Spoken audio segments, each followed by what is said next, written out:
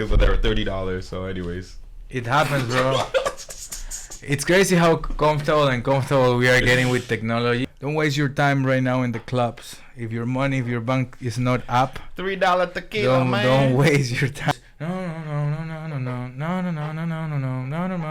And then putting breaks of like guitars, like Peruvian guitars, Peruvian flutes, quenas, Peruvian ocarinas. Ahora quiero preguntarte de tu primera canción. ¿Cómo fue la primera vez que detrimental to my health? A funky instrumental is my definition of wealth. So, out on the hills, maybe at the hotel. Woo! Hey! Check 1 2 1 2. 1 2 1 2 sí. 1 2 1 2 sí. Yeah. We live, baby. We live. Yes, y'all. Mic check 1 2 1 2 1 2 1 2. We got the music grooving and the homies coolin'. Proetiq Radio. We got Starty in the building chillin', and we got the homie who we interviewing today. It's Gold Kid, yeah. Hey. Shout out to all my Latinos out there hustling. Every day I'm hustling. All right, shout out to everybody out there listening, all the Latinos. Starty's out here chilling. She is chilling. We chilling. I came here a little bit late because the number 23 was late. Whatever. Gold Kid is chilling. He came here on time too. So Gold Kid and new Gold Kid from years ago, meeting at URP Radio. Shout out to Denise here at Co-op Radio. Maybe like 7, 8 years ago, something like that. Just before the pandemic, I believe. Just before the damn. And I was sitting down here. You're sitting right there. Same chair, bro. Musical chairs up in this bitch, man. You never know. And then we're back here now, full circle. Gold Kid has a lot of crazy music out, putting in a lot of work in Vancouver. You might see him a lot rapping with like icon hip hop and just like moving with his team, making a lot of sick tracks and stuff like that. But enough of an introduction from that. Gold Kid, tell us a little bit about yourself. How you been? I've been great, man. Blessed, thanks to God, to the universe, to all my people out there fighting for their dreams every day, waking up and going through another day in life without giving up for their dreams. I've been good, man, working a lot, making a lot of designs, a lot of merch, making a lot of music, developing my skills in a constant learn and grind and this pattern that I'm trying to, all of this creativity that it's in my brain, put it into music, put it into pieces of content, put it into visuals, into clothing and everything. So it's been a good path of learning, a learning curve, and I start seeing a lot of results of all the work that I've been putting all of these years. So feeling thankful, brother, feeling blessed. That's amazing, brother. Yeah. And you're originally from Peru. And when did you first started like writing music, knew you wanted to be when did you first get inspired to make music? Well, when I was on first years of high school, I started freestyling. I watched like a lot of freestyle videos in English at the beginning, and then I started to go to the plaza and we will rap with friends at night for hours. We will do rap battles. It was great. And writing, I wasn't good at writing at the beginning. I was only good like at freestyling, putting beats, freestyle. And then to one of my homies in town, I knew that he had like a lot of music in YouTube, in SoundCloud, and I asked him like, bro, how do you do to write?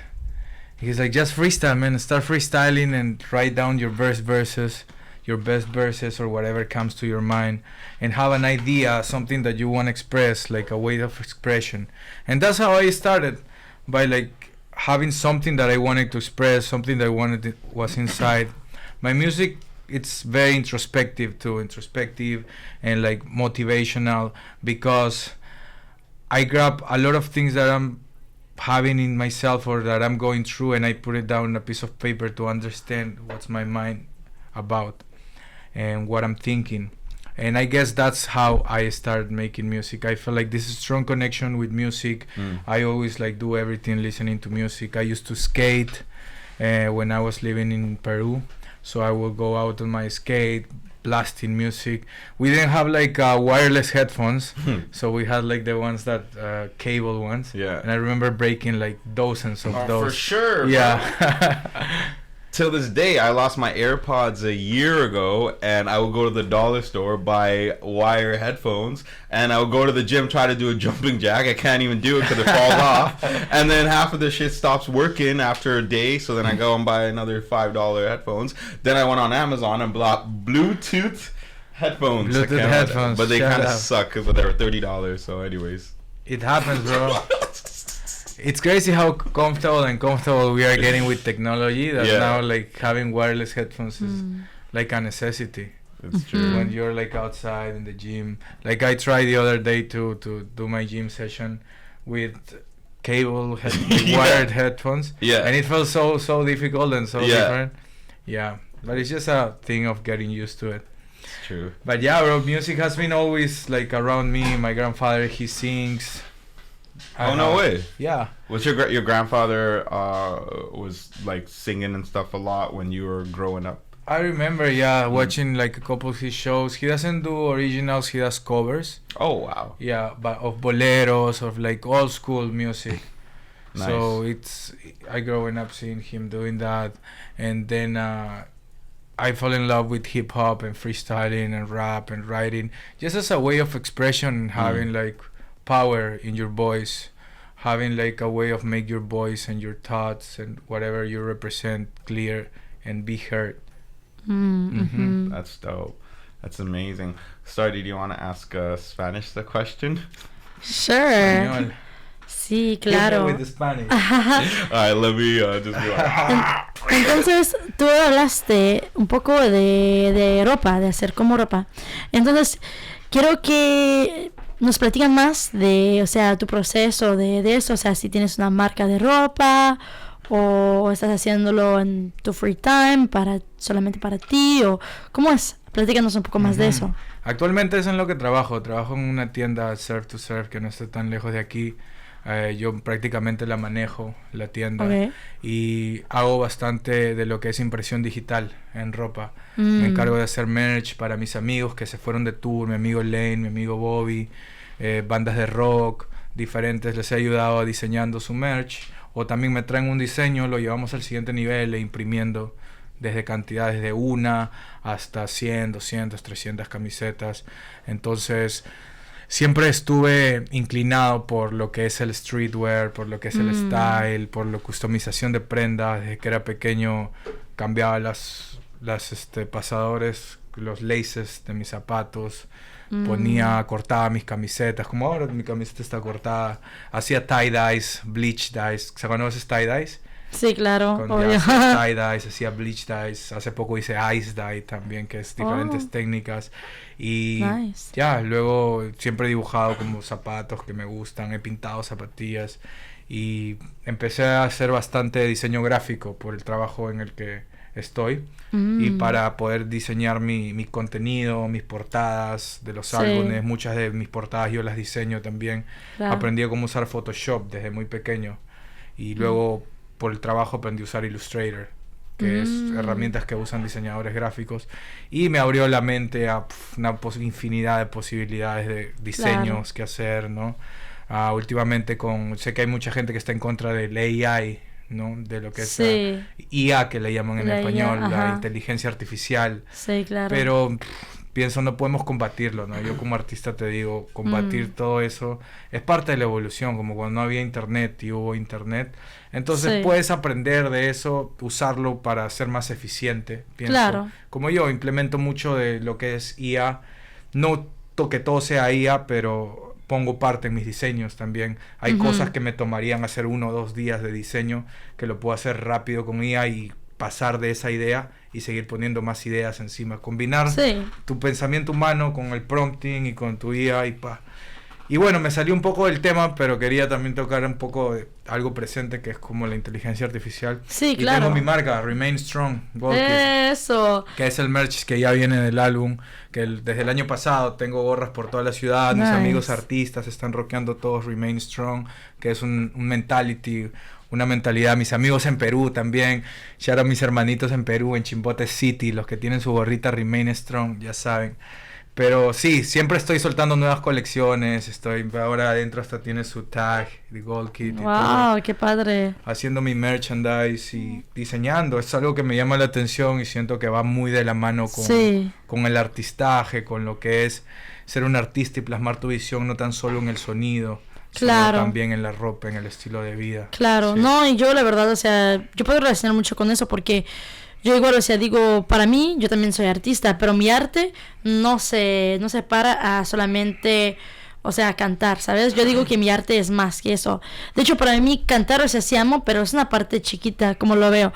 Porque también, o sea, para mí mi arte es escribir las canciones, que me apasiona mucho. También hacer el cover art, o sea, todo lo que hago del cover art.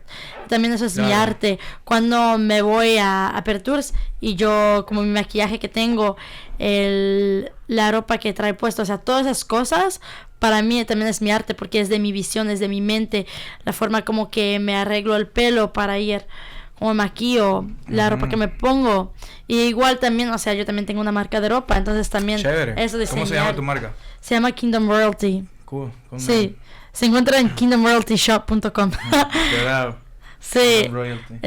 pero sí, o sea, y hay varios otros artistas que hacen eso también, ¿sabes? Que adoptaron no solamente como la música, pero también a hacer ropa. Por ejemplo, como Selena Quintanilla, ella tiene sus boutiques, Selena, también Drake tiene, Justin Obvio. Bieber tiene, varios artistas, ¿sabes? Hacen eso. Gold Kit tiene Remain Strong.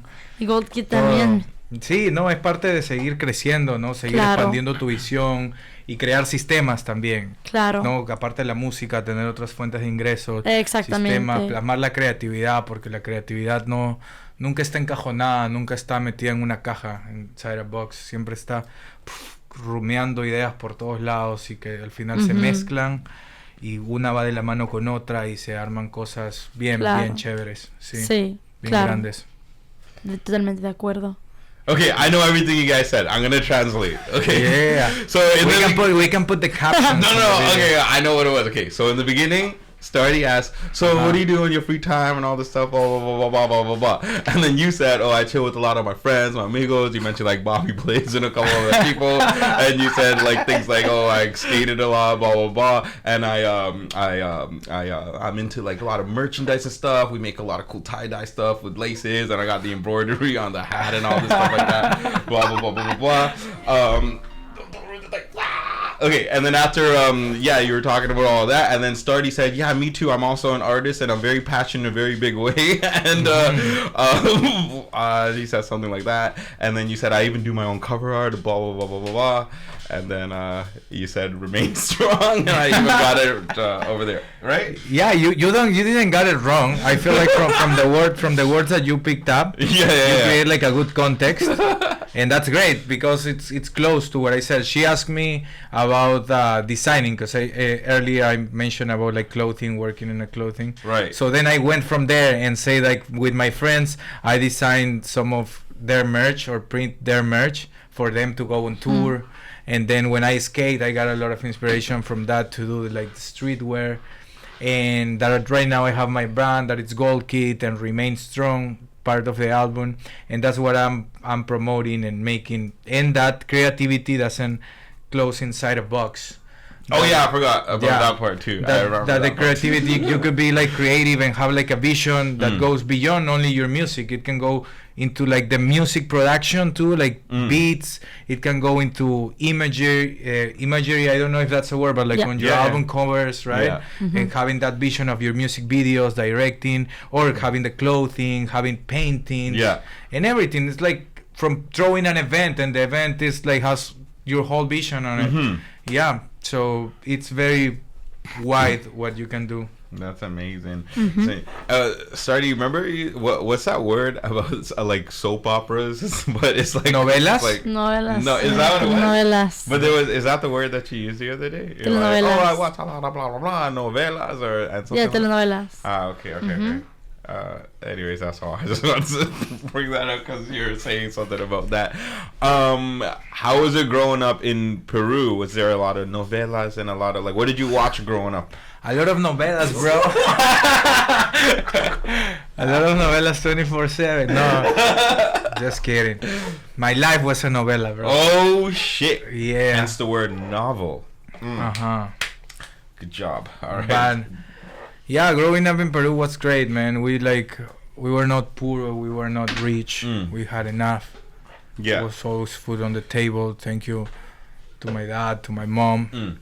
I went to school, like a regular school, I would say.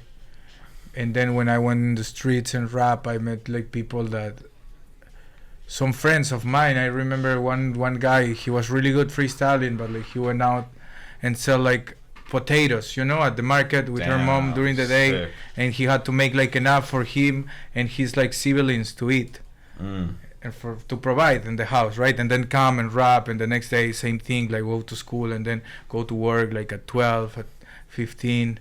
And then I had like another friends that they were like working since so young and like every day for their family, putting food on the table. Right. And I got to see those contrasts, right? And then I had like a lot of friends that had houses in the beach, has nice cars. So I always was like moving between those two circles and see the reality. Right. What's both. That's why I feel I can have like a good sense of what it's like, have my feet on the ground and what I want to project, like the life that I want, but also thankful for what I have right now.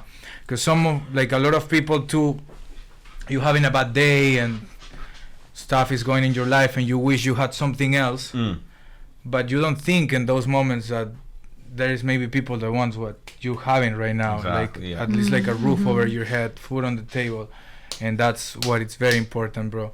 But for most of it, growing up in Peru was beautiful. Can't complain. I have like a beautiful big family, siblings.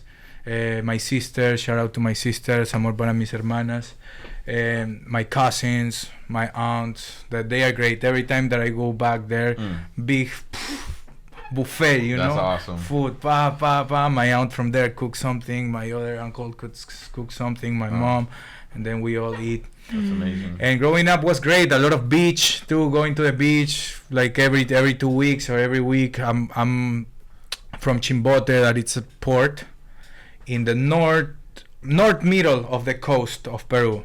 Right. So it doesn't get crazy hot, but not crazy cold. And we are close to the beach, so we did a lot of bodyboarding. It's called boogie boarding. I think it's not like surf, but it's like the boards that are small, and you ride it with your chest or with your chest. You don't and your sit knee. on it like a paddle? No, you don't sit on your it. belly's on it. But you ride waves. Oh. You put okay, the flints yeah. on, and then you go and you ride waves with those. Damn. We did a lot of those. A lot of ATV. I used to have an ATV too. ATV around the city. That's sick. And there is some parts that are like small deserts where you can go and jump over like the sound. Damn, when bro. I don't know what is it called, but when the wind forms this kind of like a sand dune? yeah, like a dune. That's the word I'm looking for. Dune, like Shout out to that jumping, movie. jumping through dunes, and it's great. So what made you when did you first come to Canada or Vancouver or whatever? Yeah, I came in 2012. 2012? Okay. But I came only for 1 month and 1 week. Yeah, I came to visit. I was like 13. Yeah, between 12 and 14 years old probably. And it was great. It was winter here. My first time seeing snow. Here in Vancouver? Yeah, in There was snow? Vancouver. Oh, yeah. Fair. It was snowing just a little bit. Yeah. But then I went to Cyprus, Whistler, did the tubing. When they throw you in like those big tubes, inflatable tubes. Like Tubing, water? right? It's called spin Yeah. tubing. With water? No, in the mountains with With snow? Snow, Oh, yeah. I didn't know that was a thing. Damn. You know what I'm talking about? Like I know a exactly. floaty, like a big floaty where they I always throw thought tubing is like when you got. You've never seen tubing before on the snow? with water. Oh Yeah. yeah, I didn't. Like you Snow sit in tubing. like a Like a like circle, like a exactly, and then like yeah. I mean I guess it's not as common here in the West Coast, but like in places like yeah. Quebec and the East Coast, They sled. they will But sometimes they'll use like a garbage bag and just sit on it. like slip and slide. Here we can do more slip and slide. Shout out Cherry Hill, Sauga City. We used to do that shit. Go like. Yeah, exactly. That's fine. Tubing. Okay, sick. Okay, fair enough. Nice. Yeah. Wait, so you visited here? You had family here? Like what? Yeah. you came out- I have some family Back here. then, you had family. Back here? then, yeah. So that was your first time coming That here. was my first time, and then I went back to Peru for like high school and like, finished elementary school, high school. But in my mind, I was like, I want to go back to Vancouver. Really, yeah. I liked it a lot, and then I came back. And so, what brought you back here? Like, what captivated you that made you want to come back? Like, what made you say, okay, like I want to come here, I want to live here? I like the vibes, you know, when you go to some place, and I was so young too, and my mind, as soon as I got back to Peru, was like, I'm gonna finish high school and then I'm gonna move there. Oh wow. Something called me, I don't know. Something called me inside, like that I wanna go there. And yeah, and it's one of my mom's dreams is like to come here too and live. Yeah. Mm-hmm. So everything I know that everything will align, will rearrange at some point that I'm gonna be able to bring my mom, my sisters here to have a great life. Mm-hmm. I know that, That's dope. and it's gonna come at the right moment. It's gonna take the necessary time, what it's gonna take, but it's gonna happen for sure. Yeah. That's fire, bro. Did you make so you freestyled a lot of stuff when you were younger in Peru? Did you record anything back then? Yeah. Yeah. I record some music with my friend Sebastián Pérez, a mi hermanito. We still make music Hermanito. till nowadays. Nice. And we form a kind of rap group called Rap Society. Nice. And at the time, right now are very different to what it was back then. Because back then I'm talking about 2015, 16. And over there in Spanish, if you did rap boom bap, you couldn't do like reggaeton or other type of genre. Different class. They look at you differently. Yeah, right? you will be like you wouldn't hang out with the people in the parks that they kind of look at you a little different. that the pitbulls that will dress all baggy and like the Damn. OGs, you know. Yeah, You wouldn't have like respect. You will be like mainstream Outcasted. music, yeah. Wow. So over there, either you rap about like the neighborhood, about what's happening there, or protest. Wow. Protest, like Right. government protest, like Yeah. talk about like all the killings, like people disappearing and like stuff yeah. like that. So you will have to Yeah. get like educated of what was happening, know a little bit of like Interesting. your government. We used to do that. We used to rap about protest, but not in a way of like. But yeah, I think it was kind of rebelled, but at the same time it was positive. About like, Right. like stand up, you know, Yeah. stand up. Don't wait on the government to fix your problems. Like, you gotta go for it. Like, don't believe on those lies. Yeah. And just like at a young age, sometimes we will go in the streets too and go in the march and blah blah blah. Is there a lot of protests? Yeah, at the time it was like a lot of protests, and sometimes cities too, here and there. Yeah. Like, what were they protesting? Just like things like that the government against the government. Yeah, against things about the government on like contamination of lakes, contamination of rivers, right? Because of the minery, illegal minery, like things like that. Oh, Like a lot of corruption. Yeah. And that's how I started with my friend making music like that. Wow. And then we tap in our roots, like our Peruvian roots. And he started to use FL Studio before me. Oh wow, cool. How to learning how to make beats. So we would like sample Peruvian indigenous bands and turn it into like boom bap beats. My friend used to go for Mis Fantasmas, that is my ghosts. It's translated to my ghost. Okay. He will make like the nastiest grimy boom bap beats with Peruvian samples. That's crazy. With like guitars and we kind of went into that trip for a while of rapping over those beats, and he even started learning the Quechua, that is like modern tongue in Peru, like indigenous, one like, of the not indigenous just tongues. Peruvian, but like the Not old just school, Spanish, the but yeah, the wow, traditional that okay. it was from the time of the Incas, from before the Wow. Hispanic conquest Peru. They speak that language and Aymara, that is Wow. another language. Damn, So he bro. started like learning a lot of that. And there is like some very good music that I need to go and find it and save it, because should be on SoundCloud or somewhere in YouTube, or my friend maybe That's he has the dope. files. Yeah, he had songs where like we will rap and then he will start going like rapping in Quechua. Quechua. And, yeah, and then putting Wow. breaks of like guitars, like Peruvian guitars, Peruvian flutes, quenas, Wow. Peruvian ocarinas. Yeah, it's really dope. That's crazy. And it's really beautiful when you tap in your culture and what represents you, and you start learning more and more and more. Kind of starts building up in your identity and gives you Yeah. like a lot of explanation of many things. Nah, it's really good to tap Mhm. into yourself. That's crazy. Yeah. Jeez Ahora- Louise.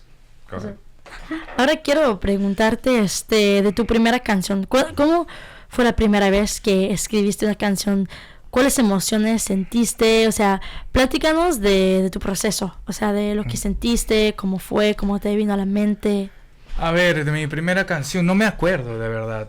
No sabría cómo hacerlo interesante. Ahora no me viene nada interesante a mi cabeza, pero algo que te puedo compartir es que escribíamos canciones, nos sentábamos a escribir y le hacíamos a grabar a un estudio. Ujú. Que en mi ciudad habían pocos estudios de música en Ok. ese tiempo. Y íbamos a grabar y a veces nuestro amigo que grababa no abría la puerta, estaba cansado y podríamos estar como que 2 horas esperando afuera a grabar, y mi amigo como que dice, no, I'm not feeling like recording today. Y yo, ok, bye, nos íbamos. Y así hacíamos hasta que habían días que sí entrábamos y grabábamos en el estudio y hacíamos canciones, y desde que grabé mi primera canción, me acuerdo, me empezó a gustar mucho. Ok. Paralelo al freestyle, como que, y se me hacía más fácil escribir. Cada vez que agarraba un paper y un lápiz, escribía. Sí. Y luego cuando tenía un smartphone, mi amigo me dice, escribe en tus notas, es más fácil, porque Claro. puedes borrar, puedes copiar, Sí. pegar. Empecé a escribir en el smartphone, y luego donde estaba, si estaba en el bus, si estaba en transportation o commute o en algún lugar, y se me ocurría una letra, una frase, empezaba a escribir, tun, tun, tun, tun. Y así, iba al estudio, y cuando iba al estudio, antes, mi manera de escribir cuando empecé, era yo tenía que tener letras listas, porque me demoraba tanto escribiendo, Sí. que cuando llegaba al estudio y a veces ponían un beat, no me gustaba lo que escribía, o tenía que sobrepensaba mucho lo que hacía. Y a veces hacía freestyle, pero yo no quería sonar como en un freestyle, quería tener algo más elaborado, ¿no? Sí. Entonces se me iba, escribía versos, escribía barras, y cuando iba al estudio las cantaba. Pero el problema era de que a veces quedaba todo muy cuadrado, mis versos. Podía yo rapear taca taca taca taca taca taca taca taca taca taca sobre un beat, pero quizás a veces yo cuando quería encontrar una melodía en el beat no encontraba, porque yo no sabía cómo rapear esto que había escrito. Cuando escuchaba un beat nuevo, hacer una melodía, ¿no? Entrarle no. Pero ahora siento que fueron pasando los años, me mudé aquí a Vancouver, no tenía dónde grabarme, y me compré un micrófono USB, lo conecté a una computadora, Sí. que también ahorré mucho trabajo para poder comprar una computadora y un micrófono USB. Pero cuando lo compré, game over, se acabó todo, no necesitaba de nadie más que me grabe. Yo me empecé a grabar todos los días, día y noche. Wow, Estaba qué bueno. grabando, viene la pandemia, estoy encerrado, grabando en la universidad de la calle, la universidad del internet, que es el YouTube. Sí. Ahí escribiendo, me habré visto, no te miento, 100,000 tutoriales. Claro, y puedes aprender mucho del Mucho. YouTube. Como hablaste antes de la IA, también, o sea, yo sé que hay mucha gente que está en contra hoy en día, pero también hay mucho que, o sea, está bueno para aprender. O sea, hay muchas cosas que pueden aprender de ahí, como lo puedes usar como una base, a veces como para, no sé, como por ejemplo pones una pista ahí, como que escribes letras, puedes decir, ok, a la IA quiero como un beat como así, así, y pues te puede dar como una base, como no totalmente que haces una canción y ya, pero como que lo que te da, te puede dar una base para ayudarte a escribir o inspirarte en una forma. Yo creo que la IA tiene mucho poder en varias cosas. Entonces yo no diría que estoy totalmente al contra. No agarraría todo de la IA tampoco. Pero digo que hay ciertas cosas que son buenas de eso, ¿sabes? Sí, hay cosas y del que son YouTube muy buenas. igual, o sea, porque pues, como decías, todo está evolucionando hoy en día. Todo está evolucionando. Y algo que les quiero decir a los muchachos, a todos los que escuchen, ¿no? Y esperemos que podamos hacer un clip de esto. Vamos a hacerle clip a esto que voy a decir, porque nunca hemos tenido tanto poder en nuestras manos. Como si tú piensas un siglo atrás, 50 años atrás, tener acceso a tanta información. La información es poder. Tener acceso a tanta información era difícil. Sí. ¿No? Alguien tenía que tener un libro. Inclusive muchos años atrás, tus abuelos, mis bisabuelos, hasta tanto atrás, tenían que preguntarle al OG del pueblo, a un OG, ¿me entiendes? A una persona que ha vivido muchas experiencias. Sí. Y decirle, ¿sabes qué? ¿Qué pasa con esto? Si vas a viajar a otro lado, le preguntabas a alguien, ¿has viajado ahí? ¿Qué es ahí? ¿Qué hay ahí? ¿No? Sí. Pero ahora todo, la información que te queramos está en nuestro teléfono. Hay muchos libros, hay muchas cosas en las que quizás antes tenías que buscarlos, comprarlos, ir a preguntar, aprender, que ahora con una buscada te lo da. Claro. Inclusive cuando era Google ya estaba eso, y ahora que hay la inteligencia artificial tú preguntas y te da cosas, ¿no? Entonces puedes usarlo para entretenerte, ¿no? Sí. Lo cual no digo que nada esté mal o esté bien, puedes hacer lo que quieras, pero si es que quieres aprender de algo, puedes usarlo también como una herramienta para seguir implementando lo que está acá, ¿no? Tus conocimientos, para seguir aprendiendo de algo, para que te ayude, ¿no?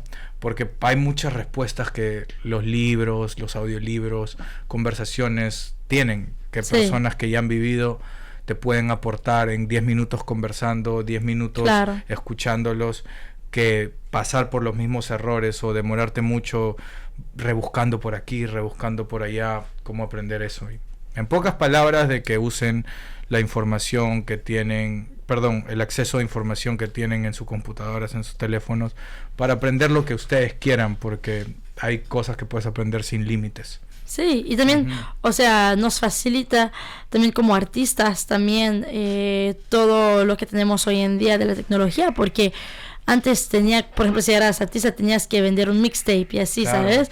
Y hoy en día no, puedes subir algo en TikTok. Y hay mucha gente que explotan del TikTok. Es que se vuelven artistas famosos nada más de subir como un par de cosas en TikTok, Reels en Instagram. O sea, es mucho más fácil hoy en día de poder conectar con la gente y demostrar tu música. Interesante, sí, porque no es la primera vez que escucho eso que dicen es más fácil hoy. Al mismo tiempo que cuando algo se vuelve más fácil, hay muchas competencias. Sí, ya todos lo están haciendo, ¿no? Obviamente, o sea, antes, también opino lo mismo que tú, antes teníamos que, como artistas, tener acceso a una disquera para tener un budget, ¿no? Para poder grabar necesitabas ir a un estudio, ¿no? Para poder sonar en una radio, tener una entrevista como la que estamos teniendo ahorita, tenías que tener una disquera que te conecte con eso, que te pague, ¿no? Para sonar en la radio. Exactamente. Y todo, para que la gente sepa quién eres, y tú producir un disco o algo necesitabas un ingreso, una inyección de capital atrás. Y ahora con las redes sociales se puede hacer, puede hacer en el TikTok, en el Reels, hacer tu comunidad. Y ahí te va, como que nada te asegura que vayas a pegar un tema, pienso, en TikTok, pero es posible. Claro. Haciéndolo, viendo las maneras en las que hay. Yo también ahora, ahí sí pueden, síganme a mi TikTok, de acá te voy a seguir en tu TikTok también. Gracias. Ahí estoy como thegold.kid. Y también viendo qué es lo que funciona y qué no, o sea, dándole todos los días, poniendo cosas que...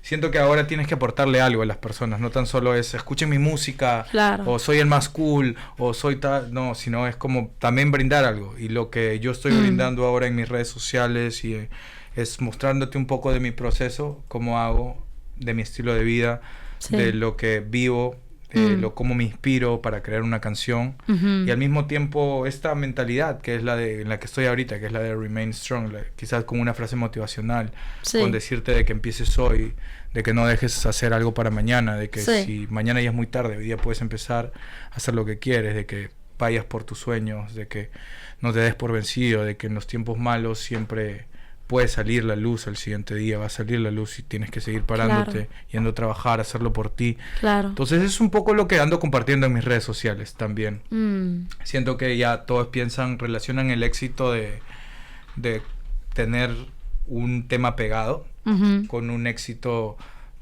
musical artístico, ¿no? Como que si tú me dices, se me pega mañana, que es tu tercera canción, cuarta canción que saques, se te pega y wow, pum, ya tienes un éxito artístico, chévere, ¿no? Pero también están por ahí los artistas como yo, que queremos, no sé, algo más. Yo también pienso, quizás si pego un tema ahorita, chévere, ¿no? Y quizás lo vaya a hacer, quizás está en mi destino hacerlo este año, el año que viene, cuando tenga que venir va a llegar. Pero también si es que yo con mi música puedo hacer que alguien se levante de su cama y vaya por sus sueños, o a veces me tocan mensajes de decirme, oye, gracias por esa canción, me motivó cuando estaba pasando por este momento, me ayudó hoy día que no quería ir a trabajar y me fui a trabajar. Esas cosas que van en la realidad siento que me suben mucho el sentimiento que yo tengo de hacer música para poder motivar. Siento que puede haber una música que sea aportar algo. Claro, una música que sea, I believe que puede hacer una música que sea mainstream y que al mismo tiempo te aporte una vibración positiva, que te haga elevar tu espíritu, que te haga elevarte adentro tuyo, creer en ti mismo, de que puedes hacer las cosas, ¿no? Eso es lo que creo. Como usar tu proyecto para ayudar a los demás. Claro, o sea, ayudar mientras me sano yo, mientras lidio con todas mis batallas internas, con todo lo que siento por dentro, dejar un mensaje afuera de positivismo, un mensaje de que puedes seguir saliendo para adelante, y que no tan solo sea como algo, que esto es muy underground, sino llevarlo al mainstream, porque siento que se puede. Como tú dices, vivimos en una era en la que el TikTok y todo, claro, mira todo lo que hacemos, todo el acceso que tenemos, el poder que tiene tu palabra para viajar. Entonces siento que se puede, por eso tomará el tiempo que sea necesario, pero no hay forma de que no llegue. Claro, si se quiere se puede. Si quiere se puede, tienes que creerlo. Gracias. Querer se ver. Okay, translation. Cliff notes from the first question to the first response. We got a clip. There is like a bunch of really, really good combos and knowledge thrown there in those Spanish conversations. So I'm definitely gonna clip some of these clips. Hell yeah. Yeah. Hell yeah, bruv. Yeah. Okay, should we play some of your music? Sounds good. So why don't we do this? If you play one of the tracks, okay, or like the 3 tracks I sent you, and instead of just letting the song play, I can rap the songs, because it's the performance version. So which ones are they? I got there is one that it's called On My Way. On My Way mastered, On My Way performance version. Okay, cool. Yeah. Okay. Yes, y'all. Microphone check 1 2 1 2. We back. We've been chilling. We've been back. We've been so. Okay, now once again. Okay, we're gonna introduce the track real quick. That was hype. Starty, go ahead and give a little intro for what we're about to do right here. Yes, so we are about to listen to Gold Kid's new song called On My Way on 100.5 FM, and it's actually part of his new album that's about to release on July 10th called Remain Strong. Woo! Let's go! Crazy track. On My Way. That was a fire track. Hell yeah. A lot of that was in Spanish, right? Could you translate some of like the beginning first bars? 100%. I can translate a lot of it for you. So at the beginning, it's let me have here. I need to have my lyrics here. I got that melody in my head. Yeah, it's a good melody. It's good. A good melody. It's really good. So it starts actually in that melody. What I'm saying is like I wake up to shine. So I say like I wake up to shine, to go every day for what I want, and like to not giving up. It's like I wake up to shine, to keep going for what I want without hesitate.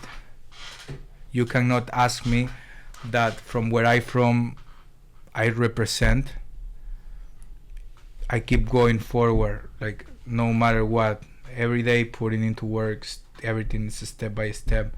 That's basically what I'm saying in the song. And when the hook comes, that part that says, put your hands up, cuida lo que piensas, I'm saying, put your hands up, watch what you're thinking, or like take care of what you're thinking, raise your energy up, cuida lo que piensas, eleva and don't put on yourself negative vibes.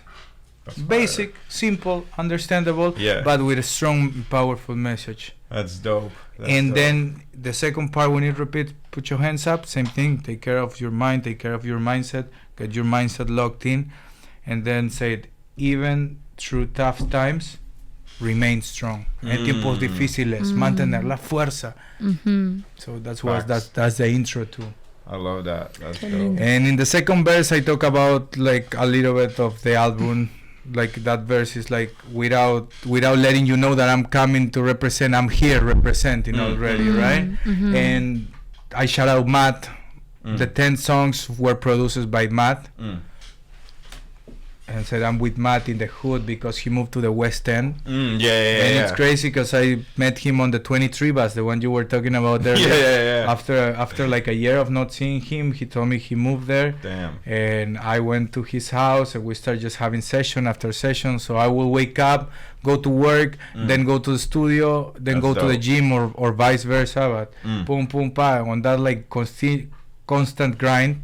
And then shout out the people from FFR too. I cannot forget and not shout out FFR, because last year they did something amazing for the city, that it was a recording boot camp.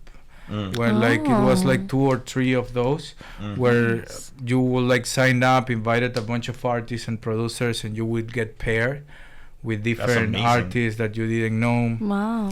And like I brought Matt with me as a producer. I got paired with Matt on a few sessions, and we won the first night that we were there. We won. That's cool. That's on a cool song concept. that is called Movimiento that I have with Thiago Vasquez and Swapsky.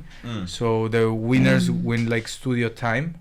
Wow. And we won like 6 or 8 hours of studio time, and then we invited a bunch of the boys. That's sick. And, that's cool. the girls cool. too, like Rebecca, Victoria were there, and we made some more music. And big part of the album are like from those sessions. That's crazy. With like different artists and a bunch of artists and creatives in the studio.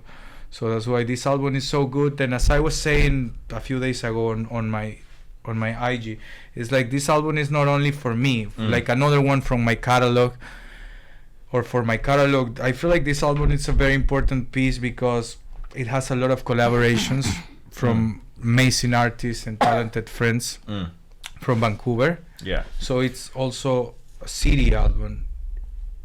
From the 10 songs, it's like 2 or 3 of solo songs of me, and the rest have like a bunch of features. That's dope. And I like also put my brothers from the Cypher, like Bobby, Cass, Truth. You know, we got in the outro Ego Dead, that it's a song that features nine of us, that has like a really good hook.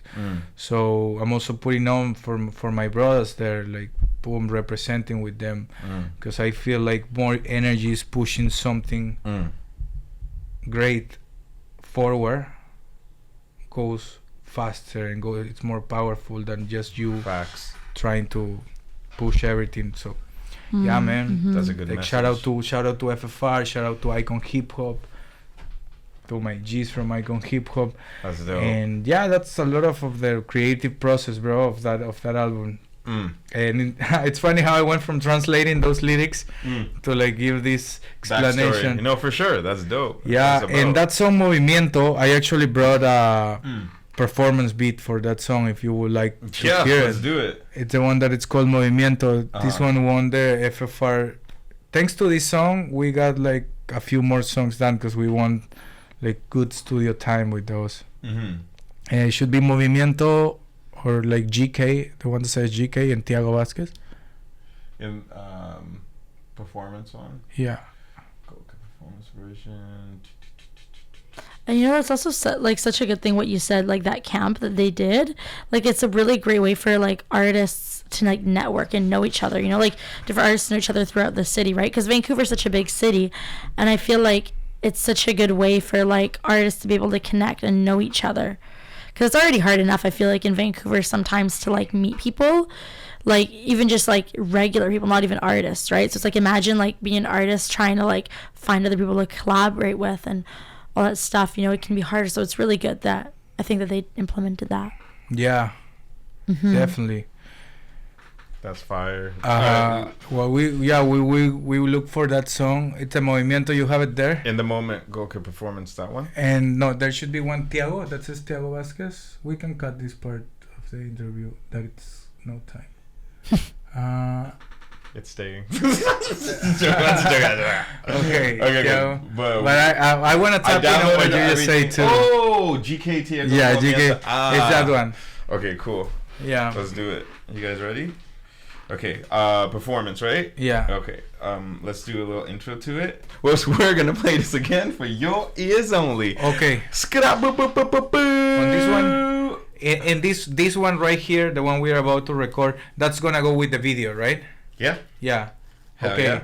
So we got in the video. We gotta like. I want you guys to be engaged with what I'm performing. Fuck yeah, let's do it. Yeah. All right, sorry. Do you want to do a little intro? Mm-hmm. Yes. Okay. So this is what is gonna go on YouTube. 3, 2, 1. By the moment you're listening this song, it's gonna be out. So look for it on Spotify, Apple Music, whatever it is. Your favorite platform. Shia. Fire for Blaze. Hell Shout yeah. out Proetiq Radio. Mucho love, brother. Hell yeah. Yes, sir. very Skis. good. Very GK good. Tiago Movimiento. Movimiento. What's that song about? That song is about being movimiento, as like you can kind of tell, it's like being in movement, being like moving, boom, boom, making your moves. Uh-huh. So that's what I'm rapping about in my verse. I'm like, I'm still firm, I don't bend with time. Uh-huh. And I start my verse saying that because in these years that I've been making music, I see like times goes by, waves keep going by, different sounds, different things, and I see a lot of people like coming and going from music, but the consistency, it's what it makes the difference. When you want to do something, if you put hours and time to it, boom, something happens. There is no way that nothing is gonna happen. It's always gonna happen, and the universe is gonna give you That's fine. what you want. So it's just being in constant movement and create the momentum that you need of. And if there are some days that you don't commit with yourself, like always get back to that, always get back to keep putting step by step for what you want to achieve. And that's what it's the song about. That's fire. And yeah, I love Tiago's hook because it's like West Coast, like kind of like laid back, chill, like riding on the beach type hook. And tapping with the West Coast. And saying that, you just mentioned that it's hard to make friends here in Vancouver. Yeah, well, like I was saying, like, you know, I was saying how good it is that the camp, you know, did something where you guys could like network between the artists and the producers and all that sort of thing, because sometimes I think that, you know, it's hard enough living in a big city to just simply meet people, right? Not even in the industry. So how much harder would it be to connect with people like that are in the industry, like artists and producers? So I was saying that, you know, it's really good that they had that, because yeah, I feel like sometimes it can be hard meeting people in Vancouver, right? Yeah. Like, I mean, for most people, I've heard that a lot, that seems to be like the trend here, is that people kind of struggle meeting people. Yeah, I hear that from a lot of people. Thankfully, I never felt like that. Right. Being here, I always feel like it was very easy to meet people. Yeah, I would say in my so, experience as yeah, well, but I know that for a lot of connect. other people, I've heard that. And for a lot of people, I heard like that. And it's okay. There's type of people that are like more extrovert than others. That's true. And others more introvert. That's true. Right? But I feel like our minds are like this radio, like a frequency. And you will attract people that it's close or in the same wavelength and page that you are. of course, having common interests, I think, Common interests and helps. mentalities, or Yeah. sometimes you can be going on this trip in your head, and you have a conversation with somebody that is going on the same one, and it's crazy how it works, but it happens like that. And the people out there, that feels, all my friends, all my Latinos, and everyone that is hearing this, Hey, shout out to los out Latinos. to my Latinos out there, and you're feeling like that you're in a city where it's hard for you to meet friends. Just get up to something, like in yourself. Like if you like to swim, start go swimming. If you like to paint, go outside and start painting. If it's raining outside, go to like a closed park where you can paint, and like people that it's attracted for what you're doing. Just say hi, say what's up to them, like get to know them, and you will feel when the energy is right with somebody else, with someone else, you feel like, okay, this person, something about this energy interests me. And you ask, how are you, like what are you up to, like who are you, but you're not gonna say like, yo, who are you, right? But like in a way that you can get to know them. Right. And you will see how, if you just move outside of that thing, that it's hard to make friends or like to find good people in a city, how easy it is to, it has layers, right? Layers of people, because you can have like type of friends of acquaintance that it's all fake. You just go out and have drinks with them, and they don't even know who you are, they don't even care. But you can also build some really good Genuine relationships. Yeah, of course. Yeah, and I think that like anywhere. that goes back to what I was saying, like common interests, right? If you like have like a specific sport that you like or something that you enjoy doing, and then you go and do that thing, then you can meet people, right, that have that same common interest, right? So if it's like soccer, right, then if you join a soccer team, then you're going to meet other people that also love soccer, and then you have already that common interest. So you already have like some common ground and something to talk about, right? So I think that that definitely helps. And then you'll see that it makes it a lot easier to meet people throughout the city, because yes, there are a lot of people in Vancouver, but also like there are so many ways to meet people, like because there's a lot of people, there's a lot of like different clubs and different things that are happening for everyone, right? And there's going to be something for everybody. Not everything is going to be for every person, but there's going to be something, right, that 100%. Every person can relate to. And for all my young visionaries out there, for all my like young hustlers, the ones that are trying to make something happen. Yeah. Don't waste your time right now in the clubs. If your bank is not up, $3 tequila, man. Don't waste your time in the clubs. Don't waste your time hanging out with people that drain you. Locked in for a bit. Like focus on yourself. Start working on your passion. Start something that you like for a few months at least. And like, though it's not worth it. Like, to be honest, be out in the clouds just wasting your money, wasting your paycheck while you're still living like paycheck to paycheck. Going there and waste like half of it or a quarter of your payment, or sometimes all your payment, in a night, trying to impress friends, ladies. Like focus on yourself, locked in for a little bit, and you will see how great it is. Yeah, bro. I remember I used to go out like the night before, and I would wake up and I look at my bank account, and I'd be like, "Why did I spend $50.24 3 times in every 15 minutes at Charles Bar?" And I was just buying drinks for people I've never met before, and I'm just like, "What?" So $250 just to buy like rounds of shots for people I've never met, and then you realize, what the hell am I doing with my life? But so to touch on that, and also like those Instagram reels where like somebody's like talking motivational, and then somebody will do like a Photoshop cutout image on the top, and they're like, I feel like, do you know what I'm talking about? Yeah. No. I don't know. I think I've seen that. You ever seen like somebody will take an existing video and they'll put themselves in front of it and they'll be like listen to this. Like, that's what I feel like I was doing right now. But yeah.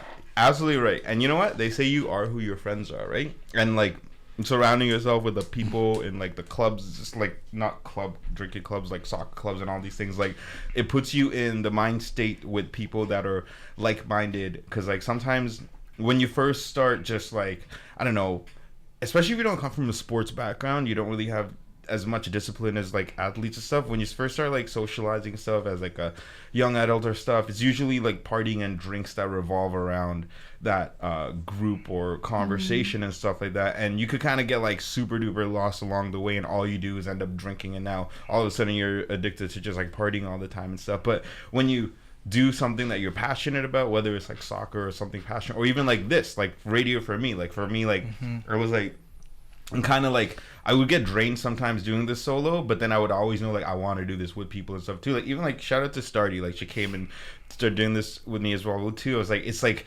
and like Gold Kid too, like I've known him for like years now. It's like you're gravitating people that are like-minded like you because they have a vision, right? And like a lot of other people that you grew up with are known for a long time, like they like do a different job or whatever, and they're not really, they don't have that vision that's outside of the box as you do. And like you go to sleep thinking you can't sleep because you have like this like big vision ahead of you, and not everybody lines up like that. But when you put yourself in positions like here, for example, like, you know what I mean, like you line up with people that share that same thing as you, and then, you know, it's motivational because now everybody around you is not being like, there's no point in doing this, like it's not going to work out. You're around people that have the same vision and motivation, so now you're just starting to elevate and escalate, and then you start learning how to use different programs and crafts and resources and networking and all that stuff like that. So like, yeah, I completely understand what you're saying about put yourself in positions and all these things, meet the right people and stuff like that, because that'll start gravitating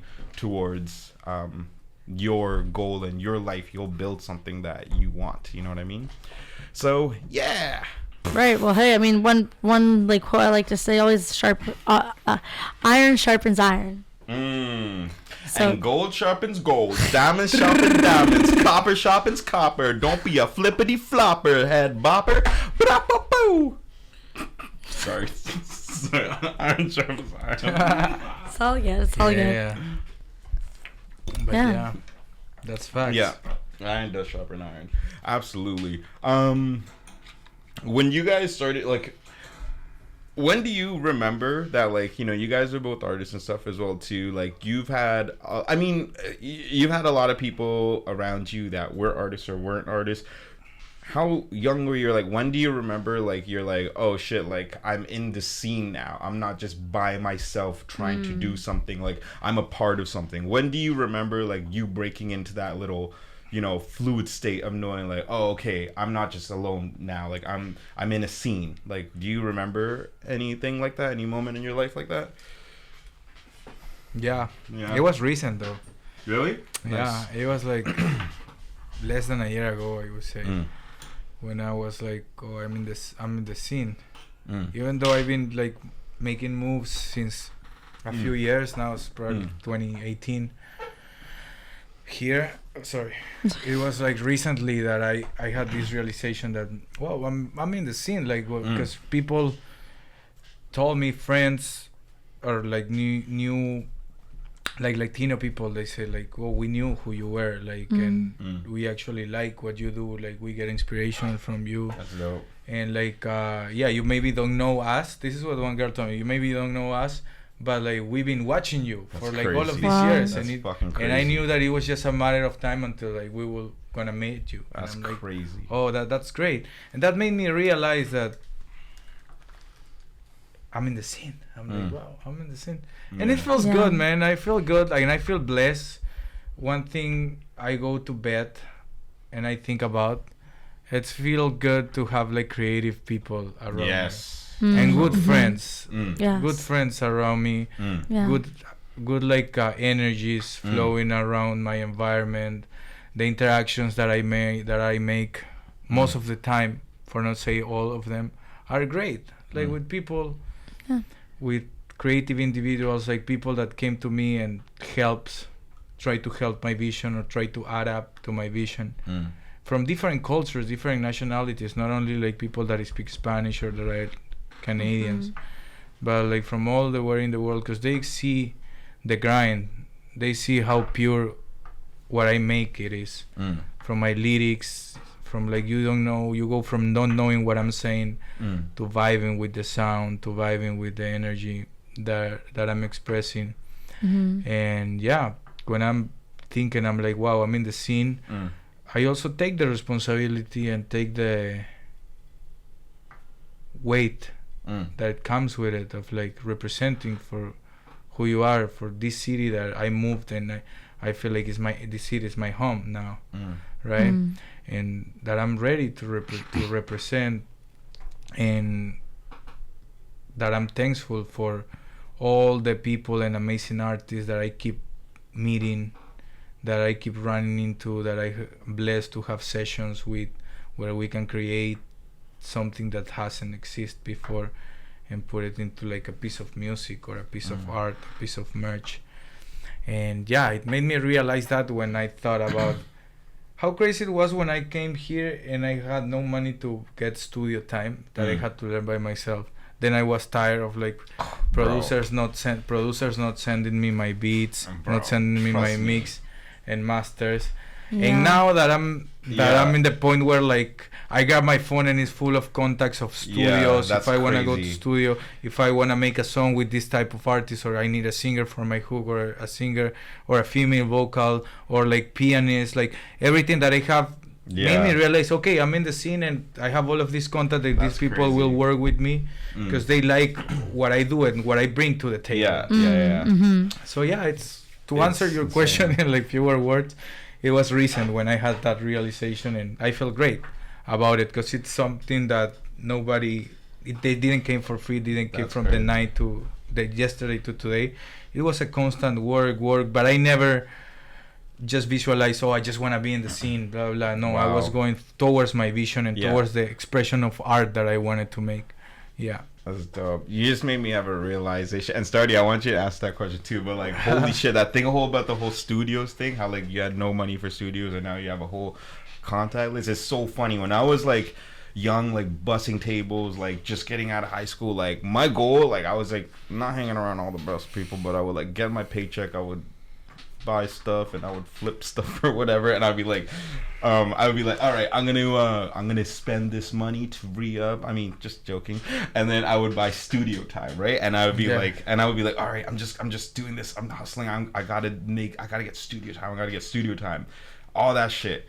And like that was my mentality for so fucking long. And now like when I moved to Vancouver, like I went to the library and they gave me 3 hours of studio time for free. And now I'm in this place where I could basically host a radio show, and technically I got free studio time. I can make an album right here. So it's crazy to think like so way back in the day I was just like struggling trying to connect with people, trying to get studio time, trying to get money, scrap money and all that stuff, and half people don't even like take you seriously to even like give you the time of day. And now like I'm here with like all of this fucking shit, and I never even thought about that until you mentioned that right now, because it's so true. Like back like when you start, you're like scraping for all this shit, but it's always in the back of your mind and you end up somehow manifesting it. So that's pretty damn cool, I gotta say. So and the thing too is like people think like, oh, like it's so hard to like network and like get the studio time and meet these producers, but the thing is also like it's not as hard as people think. It's really about the way that you treat others, right? It's like, because you're going to get what you give, right? So and I really believe that. Like, I think that, like, if you're humble and you treat people kindly, like, people will treat you back kindly, right? So if you're trying to, like, you know, get studio time or whatever, like, not just trying to get things out of people, but, like, I mean, you know, treat them nice, treat them well, treat them how you want them to treat you. And surely enough, like if you do that, like you're gonna realize that like, wow, like your network of contacts is gonna grow. So people are gonna be like, wow, like this person is nice, you know, she's someone that I do want to work with, she's someone that I would be willing to help out, you know, because she's always treats me with respect, she's kind, she's humble. So I think that that's the biggest thing, right? Just being kind, humble, and respectful, and you'll see how far that will take you in life. Because I can assure you that sure, you can have maybe all the money in the world and you can maybe pay all these producers and all of these people, and sure, that may be able to help you for a while, but the thing is that no matter, like, even if you have a lot of money and you can give that, like, eventually people will be tired and fed up of working with someone who's just rude and you can just pay all the time, right? Because even if they have all this money, like, that'll drain someone, like, really fast, and then people will be like, you know what, like, yeah, she may be paying me and all that, but at the end of the day, like, they won't want to work with you anymore. Like, and I mean, I'm I've heard of, stories where, producers have worked with artists that were just, and they didn't like working with them at all, And also it doesn't benefit you or help you in any way either if you're going to go about life like that, because either way, like, it's going to come out, right? People are going to eventually see the real you, and yeah, and it's just, like, I think it's just not a way to go about things and to go about life. Brother, can I just say, proper etiquette, Proetiq. That's what it's so fucking about. You gotta be proper. You gotta have good etiquette. You gotta treat people properly. That's why the show's called Proetiq, because of that shit. You gotta, like, treat people properly. You gotta move, like, with, like, discipline, a code. You gotta, like, just, like, not be a piece of shit. Have, like, good intentions kind of thing. And just, like, yeah, exactly. That's pretty 100%. Pretty fucking cool. Yeah. Linking up with people, respecting them. Seeing them, acknowledge their presence too, because there is also types of personality that are different, right? You will click with like a bunch of people right away, boom. As I said earlier, like, will be so many energies that are attracted to you, and you're attracted to them, and they're like, okay, this is really good. We can have like good chemistry, good dynamic, good work, and there is a lot of people too that I don't know what it is, but you just don't click. Boom, boom, and you gotta like live with that and not trying to please everyone, but at the same time keep it respectful, keep it like politely, like boom, boom, and there's gonna be a lot of people that is gonna help you in your vision. If your vision is strong and whatever you wanna do, if you put the work for it, it comes. It shows you the persons. I used to live in Soasen my first years here, and I would come downtown. I would like hang out with some friends. Or one of those nights, it's when you saw me here in URP radio. Yeah. Right, with my friend. You were living in Soasen at that time. Yeah, I lived in Soasen at the time. And then I start basking in Granville Street, which I still do. I remember at the time it was Save the Whales, Yon Chia, I think Kayako was there too. They were a group called Happy Planet. So I would come and bask there, bask the whole night. And one of the nights, this guy, Sir Marquis, came and he's like, bro, I love your flow. I'm Mexican. I'm here studying for music production in LaSalle College. I would like to get to know you, he said. I'm like, yeah, bro. I feel like really good vibes from him. I'm like, yes, bro, for sure. But my friend Alex, the next day, had a barbecue, invite him at his house. We talked with him, and he's like, yeah, guys, you should come to the studio. We went to those studios, bro, and I went from, like, not having a place where to record and, like, having my USB microphone connected in my computer in my room to, like, these huge studios in LaSalle College where they record soundtracks for, like, Spider-Man, for Avatar. Like, a lot of people that graduate from those schools have, like, are like a few of them Grammy nominated or Grammy Award winners. And studios where like a lot of things were created, right? And I learned a lot from my friend Sir Marquis. Then I met another producer friend, Ramen Co, which I'll still work with him till nowadays. And yeah, it just brought like Ramen Coke? Ramen Coke. Alex Ramen Coke? I think I've heard of him. They have it's a podcast called Ramen Coke? No, it's just a friend. He's a producer. Okay. I think I've heard of him because I think he did like some sort of event or something like a couple months ago. Coke, bro. Yeah. Like a Latin event, right? Like a Latin night. I headlined that show. Yeah, I think I heard of that show.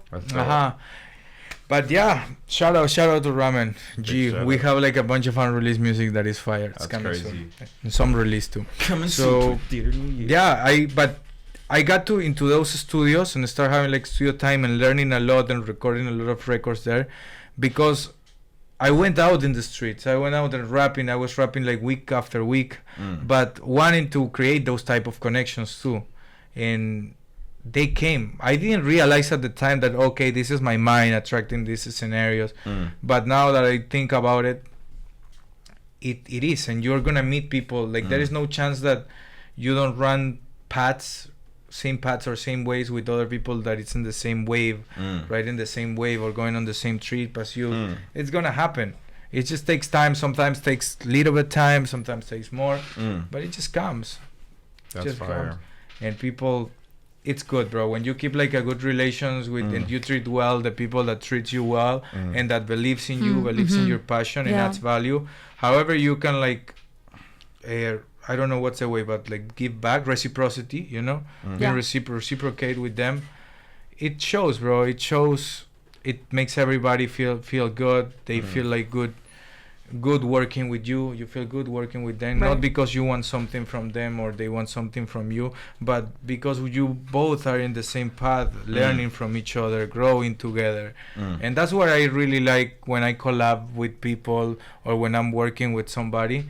Like that mutual reciprocity, mutual respect, you know, that even though we don't talk about what are our boundaries, like you don't cross those exactly things. Boom, pa, and we have like a non-verbal agreement of like what's respect, and we both can analyze with our energies. I'm crazy like that. Like I'm like very into like intuition, very into like what my heart, what my gut tells me, what I wanna do, and stuff. So I can sense that with people. That's dope. And that's how I like to work, like respecting my colleagues, respecting my friends, and at the same time getting the same respect back and going forward. Like sky's the limit. And what you put and what you give is what you're gonna get, right? Like you reap what you sow. If you're treating people well, then they're most likely gonna treat you well back, right? Like if you respect others, then that respect will be given back to you, right? So a lot of it is also the way you present yourself, right? Because I feel like if like someone's having a bad day, for example, but you're like having a good day and like you're giving them positive, like you're just putting positive energy, then like that I'm sure that will help them to also be more positive as well, right? And you'll even see that within the conversation, right? You'll see like how the conversation can like shift from like negative to positive, right? So being positive when someone's not also, I think, really helps change the tone, because people will be like, oh, well, you know, this person's being really positive towards me. And then it makes them, like, you know, people usually are self-aware. It makes them reflect, analyze the way they're acting and the way they're talking. They'll be like, oh, you know what, maybe, like, you know, I should be a little bit nicer because, you know, this person's being nice to me. They're treating me well. So, because even if someone, for example, is not being kind, or they're being rude or disrespectful or whatever, and then you're like, oh, well, this person being disrespectful to me, so I'm going to disrespect them back. Well, it's not really going to, like, come to anything productive, because then it's just going to be like, they're just going to be disrespectful back again, you know. But if you are the one to do the change, then you can also have that effect on others, right? Yeah. Because the thing is, at the end of the day, like, we don't have control over other people and how other people think and how other people act or what they'll say. But what we do have control over is ourselves, right? So the way that we talk and treat people shouldn't be determined based on how people talk and treat us, right? Bro, yeah. Wait, brain loading, psychology. Look, listen, I just thought I was like, okay, that's so true. There's so many layers to it, though, because, like, you can be nice to people and treat people so good and stuff like that, but also, like, you have to have a good judgment of character of who you keep around and who you're treating nice, because sometimes people could drain your energy and stuff as well, too. And I'm a people pleaser. Like, I'll, like, give everything for everybody and stuff. And, like, honestly, a lot of, like, things, like, I talk about, like, mental health and addiction a lot on the show, but, like, when you have friends that do a lot of certain stuff and you're just nice to them and you give into just, like, hanging out with people all the time and stuff like that, you gotta kind of treat people nice all the time, 100%, but also be good at being a good judge of character and knowing, like, who you want to surround yourself with as well, too, because you could be nice to the entire world, but also, like, how is people being nice back to you? Like, you're being nice to them, how are they being nice back to you? Are they just buying you drinks all the time, blah blah blah? Like, how is that doing you a favor in your life? You gotta, like, be nice to people all the time, but also have, like, great judgments of character to, like, know how to evolve yourself in life, and just, like, you know, just go through the world, like, just being really kind, though, period. Because, like, you know, we talked about this the other day about, like, working in restaurants, and you have to leave that shit at the door because you're in customer service. No matter how bad of a day you have, when you go somewhere, like, you gotta act like things are okay, and like, you know, some people you got to confide in and stuff, but you don't want to bring bullshit everywhere you go. You don't want to be negative everywhere you go, even if you're having the most horrible day, because then negative attracts negative. If you're low, you're gonna attract low shit, kind of thing. So yeah, I don't know, there's so many layers to it. Like, always be nice and kind to people for sure, and just be super self-aware and protect your energy at the same time as well too. Well, the thing is, like, if you realize that, like, some people, for example, are like not good for you, like you're saying, like, oh, like, how are they being nice to you? Are they just buying you drinks all the time? Well, see, the way that I see it is like, yeah, some people could see that, oh, this person's really kind to me because they're buying me drinks, but also that's not really healthy either, right? Mm-hmm. Like, for me, for example, personally, like, I don't drink, I don't smoke, I never have, and you know, and people are like, wow, like, but the industry you're in, you know, the music industry and modeling and all that, because I also model, and you know, and there's a lot of darkness in that world. You know, there's a lot of people that do drink and do drugs around you, but the thing is that even within that, like, the people that I surround myself with in the industry, like, they'll always protect me. Like, they'll defend me. They'll be like if someone comes up to me and tries to offer me the drink, they're like, no, she doesn't drink, right? And if people like are pushy about it and they're like, no, just like drink, just try it, one drink.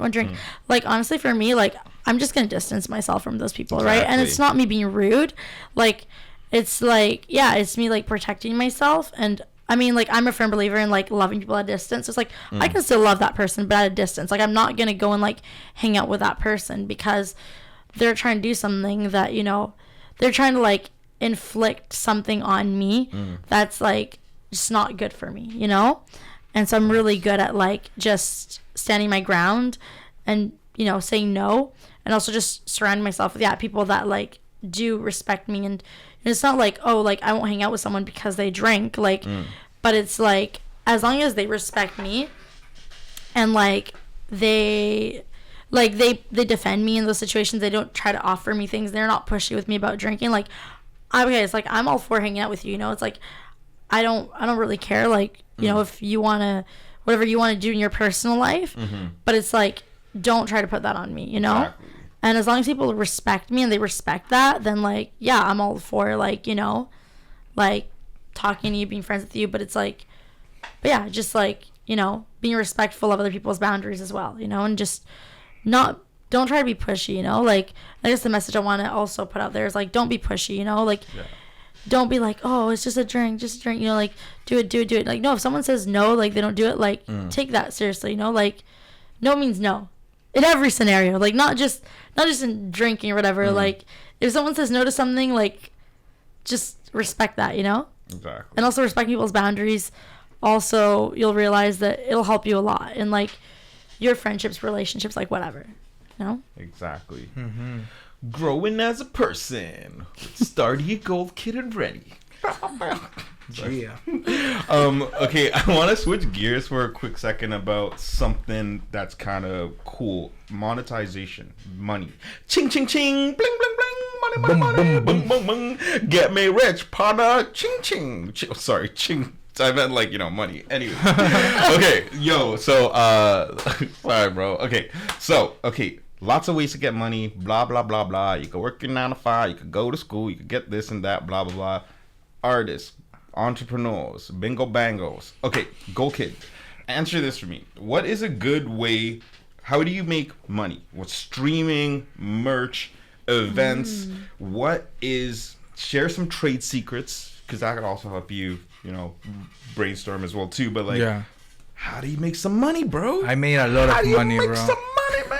I made a lot of money. Let's go. So much money that sometimes is more than what I need.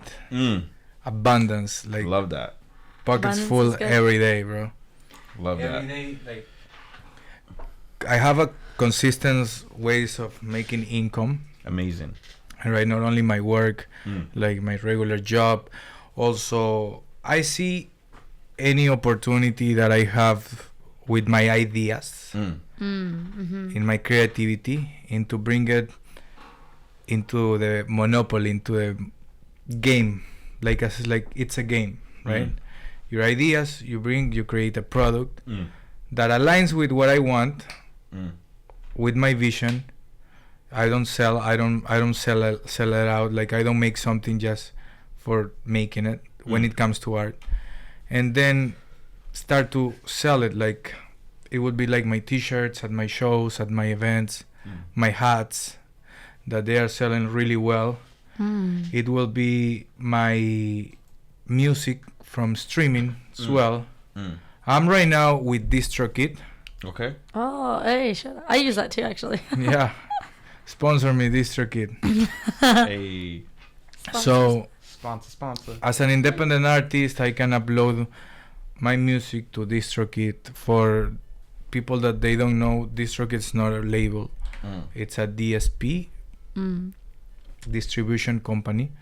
They grab your music, your albums, your singles, and they distribute those in Apple Music, Spotify, Amazon. They put it in Instagram Music, Facebook Music, Snapchat Music, Pretty much all TikTok, like the major platforms. everywhere. I'm trying to name as many as like you, the persons that are hearing here will know, but all the music streaming platforms, all the major ones. And you pay yearly. You can do unlimited uploads, and you get your royalties. They said you get 100% of your royalties. They don't own your masters. You still own what you're reading, the music that you're reading, the master of your music. You get the 100%, but that's a number that nobody knows what's 100%. Exactly. Right? Yeah. Like it goes of fractions of seconds for every stream, compilation of all the music platforms. So I just know that I get paid through them. I use SoCan too. Yeah. That is a Canadian for licensing your music. I'm getting a lot of songs. I throw a lot of songs into sync that are pitched for movies. What does that mean? What do you mean into syncing? What it's called syncing. If the artists that are listening to this don't know what it's syncing. Syncing music is when you put your music out there. Okay. You get it into like music curators. Okay. That they don't only put your songs into music playlist. They also pitch your songs. What it's called, I think, publishing. It's well known. It's been on the music industry since its start. Yeah. So it's publishing when they like will pitch your songs for shows, movies, ads, commercial. Wow. Okay. So yeah, that's another way to make income from your music as an independent artist. Actually, crazy that you're talking about syncing because I'm actually becoming an A&R for sync. Amazing. I'll send you my music too then. Yeah, send me your music. Send me all of it. That's dope. That's great. Yeah. So yeah, I'm doing better at like financially with the income from my music, and in my life better than I was on spot like a few years ago. And I'm thankful with God and with universe for that, for providing that abundance, for blessing me with the mindset of like keep learning every day how money flows, how money works. Because I'm very pure with my art. I really make art from my heart, and that I feel like the message that I have to spread, it's really good, it's positive, it lifts you up, it motivates you, but at the same time I want to create revenue and income from it. Right, because I could like make my vision even bigger and like keep investing more and more and more and more on making my art better, with having like more budget, and also helping people around me, like we can have like a good life, and a life where you don't have to put hours in exchange of payment, living paycheck to paycheck. That's something I'm not seeking to. I'm more like about putting the time now into something that will generate you like a constant income during the years and the years and the years, and keep investing. That I will say those are some ways to make money as an independent artist, the ones I mentioned. Doing shows, like throwing your own shows, your own gigs too. If you already have your merch, if you already have people that rock with you, even though if it's like a venue of like 20 people, just throw your show, consolidate with your fan base. Like I have like my fan base in that, I don't like to say fan base, but like people that follows me. Some of them are friends, some of them are acquaintance, but people that fuck with my music, and I talk to them like on TikTok, on Instagram. I send message. I call them familia. I said, "What's up, familia? What's good?" When I do shows, they pull up. And I did shows. We performed at the Hollywood Theater last year for like 400 people. Dope. And then Wow. a few days after, I was doing a show for like 25 people. And you make those shows more personal, shows where you connect. So just throw your shows. Like if you are a recording artist or like whatever kind of artist you are, you're also keeping your mind that you are an entrepreneur. And Yes. nowadays you gotta see yourself as like a business where you make as a product too. Doesn't matter like how authentic, how real it is, but if you know how to sell that and how to get like income with staying true to your vision and true to you, who you are not selling out to nobody. You're just playing the rules of the game of how the monopoly works and going out and boom, boom, boom, making stuff happening. Because it's good. You can create like really, really good music, right? When things goes bad and you express all your emotions, but you can also like be comfortable because we deserve to be comfortable and I feel like I deserve to live a good life. Absolutely. And everyone deserves it, like to live a good life where like you can get what you want. You don't have to worry about not affording things. You can like see things and affording trips, affording helping your family members if they need it too. So and that's what I believe. And But a lot of that comes with hard work as well. with hard work and with learning how the system works, creating systems that works for you, and understand that don't see money as something evil. It's the opposite. See money with something that will get to you, and with that you can like do something good with it. It's two sides. You can see it as like it's bad and you don't want it because it attracts bad things. But that's just are your mindset and your beliefs. But when you change that and you see that you can do so many good things for your loved ones and for yourself, It's true. and you can like able so many experiences, having if you can afford them, then you will see how that energy of money starts flowing through you. I think money in itself is not evil, but I think the reason why there's that like that saying is because a lot of times when people do have money, it changes their attitude, right? It changes just the way that they see life, and sometimes it just changes the way that they treat people.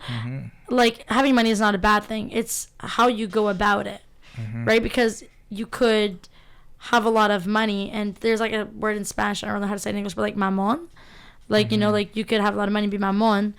But, you know, if you just have a lot of money and you're still humble and you're still kind and like you use your money for good, not just for like bad things, then of course it's not bad, right? Because I mean, like, obviously, like having financial resources can not only benefit you, but it can also really benefit those around you. So I think it really depends on how you're using that money and how you're letting that money affect you.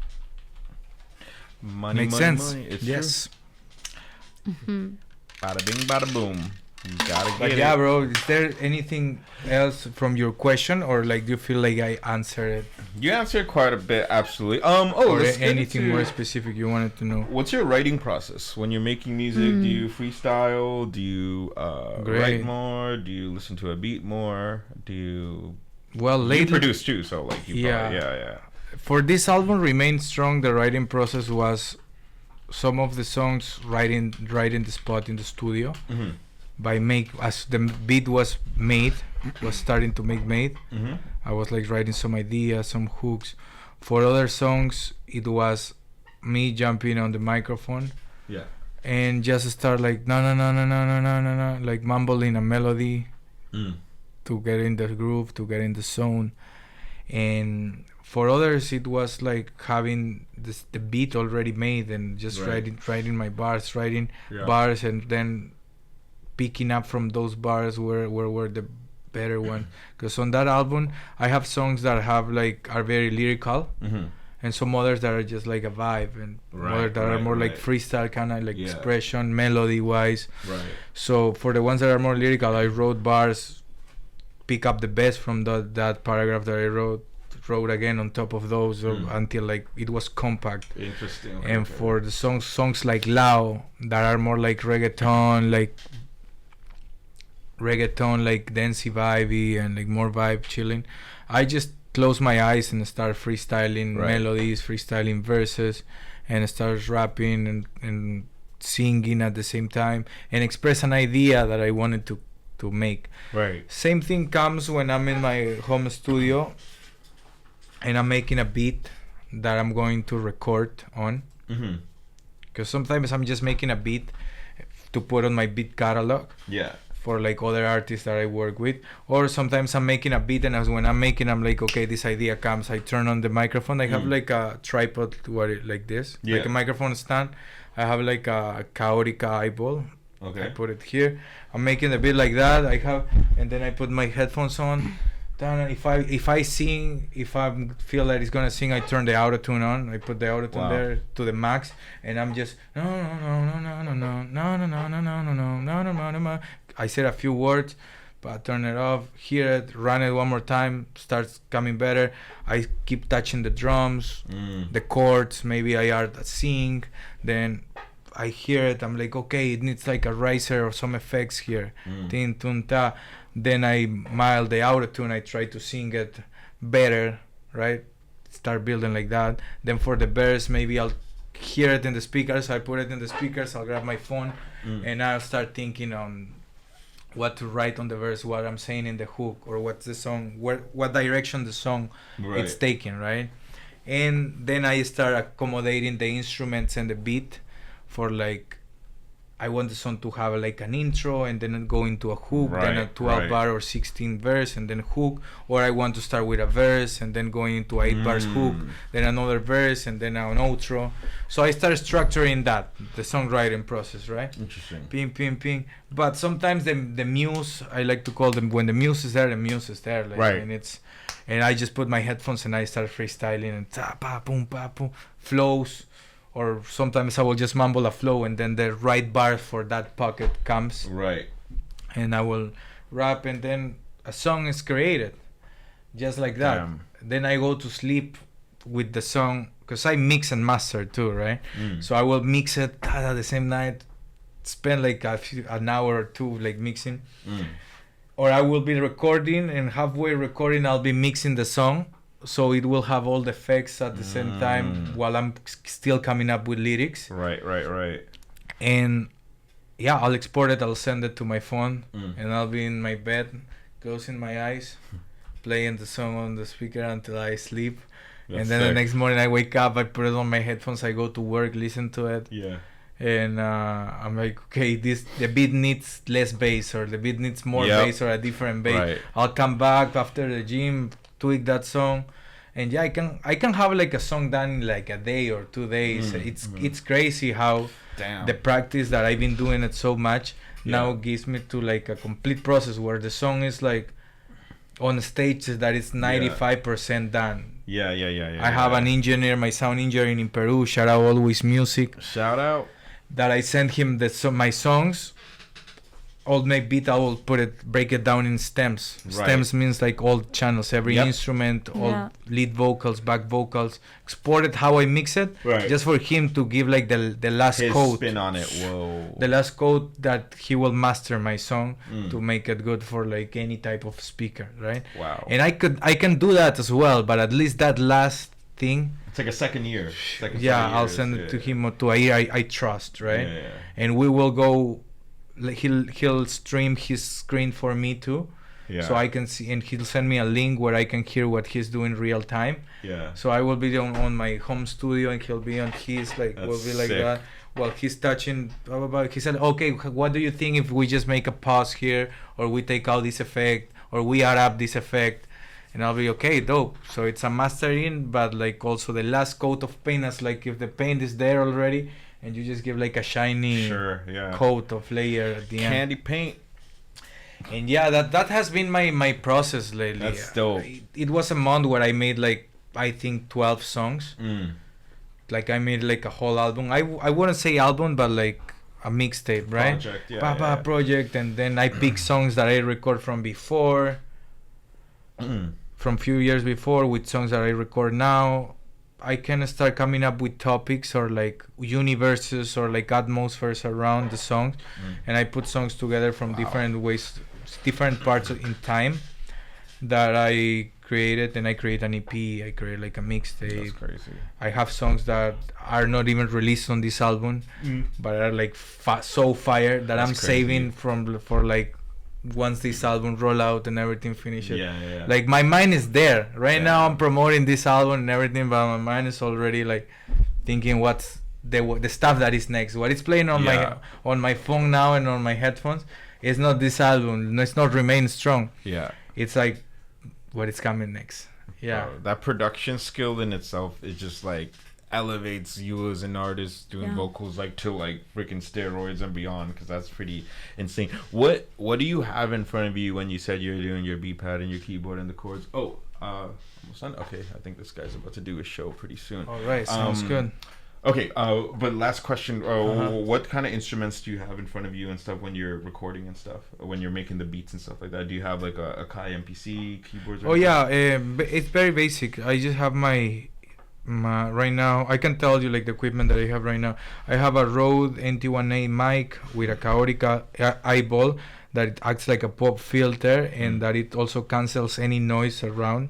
And it's make it sound like a studio, like I'm in a studio, and that's connected to an Antelope Zen Go interface that emulates hardware sound. Right. Emulates like if it's going through like those bricks that they have in the studio, like those hardware pieces.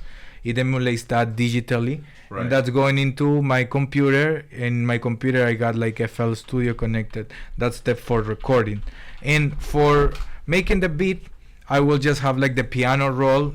Yeah. There, different VSTs for emulates piano, guitars, flutes, synthesizers, basses, and I'll have my small aka MPC MIDI, where like I go by feel. Like I will play like I don't play the piano, but at the same time I play the MIDI by feel. Like I will throw some chords, and then for the leads I will like just play with it. I have another one that it's an MPC where I can play like this to make the drums, to do finger drumming, that I do here and there for some percussions and stuff, and a knob where I can raise volume and lower volume from the fader. That way I can just close my eyes and go by feel as well. So it's very basic, but you don't need none of this to start. You can just start with a computer and whatever microphone. If you don't have a microphone, you can use like your wired headphones microphone. You know, Don Toliver recorded his first songs on a PS4, on a PS3, I think.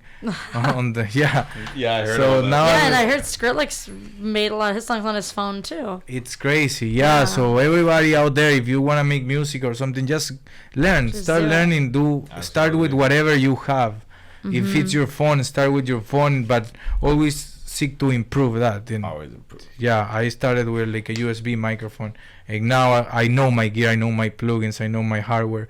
So it comes with time, with practice, but we gotta go now, and it has been a pleasure. Absolutely. Thank you very much, guys, for having me. I had so much thank you so much for coming. We'll have you back in like ASAP. Here. Do you want to do some shout outs before we get out of here? What can people look out for? Yes, sounds good. Remember, this is Gold Kid. You can find me as THE.GoldKid, GoldKid on Instagram. You can find me as Gold Kid on YouTube, or it's TheGold.Kid in TikTok. I'm active in Facebook as well as Gold Kid. And I'm always posting content behind the scenes, how I make songs, how I make my beats, music video. I post a music video every month, sometimes twice a month. And this Friday, that is the day that this interview is gonna drop, 1 minute. it's coming. Remain Strong album, produced by Matthew Heath. And just stay tuned for you're gonna see my upcoming shows on my social media, and check it out. Well, thank you so much for coming on the show. It was really a pleasure getting to know you and getting to know a little bit more about what you do. And it was just lovely having you. So thank you. Likewise, it was beautiful. Thank you. Until next time, respects, Gold Kids. Respect, positive vibes. Positive vibes. Hey. Peace.